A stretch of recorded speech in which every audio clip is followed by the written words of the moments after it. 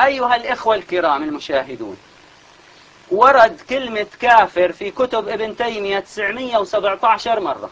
هاي في CD بتطلعوا كتب ابن القيم وابن تيمية، ورد فيهما كافر وصف الناس كافر 917 مرة، كافر مرتد 29 مرة، حلال الدم 19 مرة، فإن تاب وإلا قتل 97 مرة، يقتل 849 مرة، يستتاب 219 مرة، يضرب عنقه أو ضربت عنقه 39 مرة.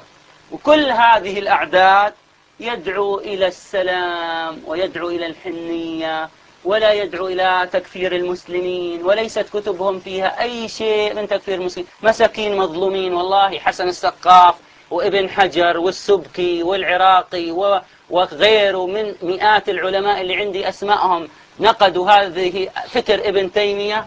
مساكين ظالمين ابن تيمية وابن القيم الجوزية يعني. ولذلك أنا أرى إنه ابن تيمية ينتسب إليه الإسلام الإرهابي في هذا العصر.